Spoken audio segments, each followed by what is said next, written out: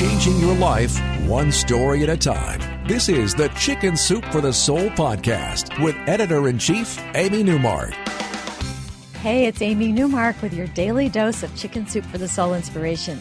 It's Tip Tuesday, and today I get to share something that has worked really well in my own life. Now, this contravenes the accepted wisdom, but I try to never look at the forest. I look at the trees. You know, there's that old saying, you can't see the forest for the trees, meaning that you have to see the whole in order to understand what you're doing. Well, I look at the forest for a moment when I start a project, but I quickly switch to the trees because I find that if I look at the forest in my job, publishing basically a book a month, plus recording 5 podcasts a week, plus doing all the other things I do in our business, I would go insane if I looked at the forest. So the only way I get through each day is by conquering my forest one tree at a time. And my survival strategy is to turn everything I have to do into tiny bite-sized pieces. I guess I'm even taking those trees and turning them into little saplings.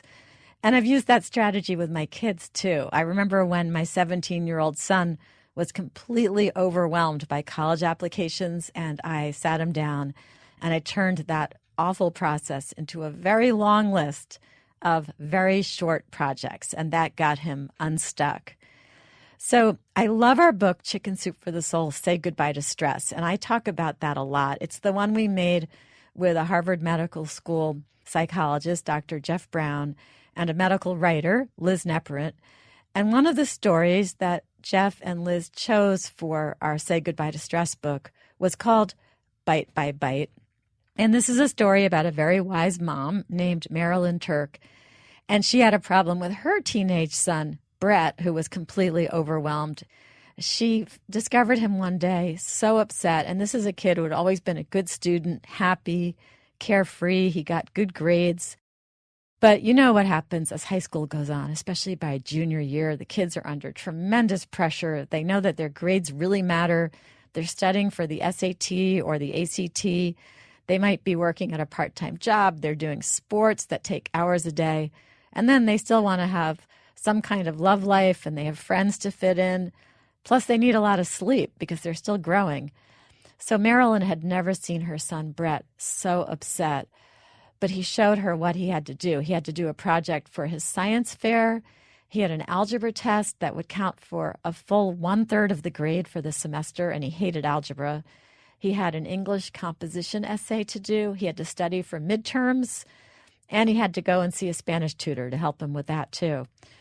So Marilyn said she felt horrible for him, but she thought about what she did at work, where she was a sales manager, and she was always trying to please upper management by producing results from her sales team, but then also please her salespeople who worked for her, who were always worried about making their quotas, and she didn't want to stress them out. So she had to manage up and manage down, and then it got particularly bad when she had to do all that, plus plan the company's sales meeting, because she was in charge of the agenda, she was in charge of presentations, arranging the people who would participate, ordering supplies, and a whole lot more. And she had learned in her work life to put every single part of the task on a list, along with a deadline for each item. And then she put all of the items in order of priority. So she sat her son down and she said, look, Brett, you don't have to do everything at once. You can do one at a time. And they made a list, and they put the due date next to each item. And they even listed who would help Brett with each project and what supplies he would need. And he relaxed so much after that. And from then on, for the rest of high school, he made lists for everything that he had to do. Marilyn found lists on pieces of paper all over the house. So she finishes her story off by quoting that adage, how do you eat an elephant? And the answer is one bite at a time.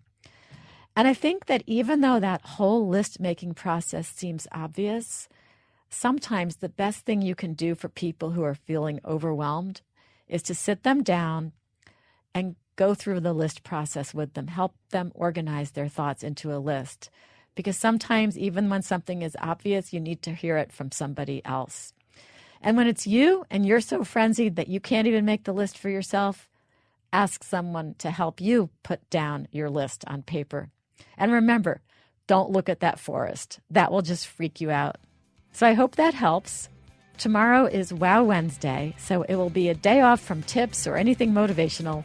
We're just going to hear all about a miraculous dog and some very cool coincidences. I'm Amy Newmark. Thanks for listening today. If you want to learn more about Chicken Soup for the Soul, say goodbye to stress, please visit our website, chickensoup.com.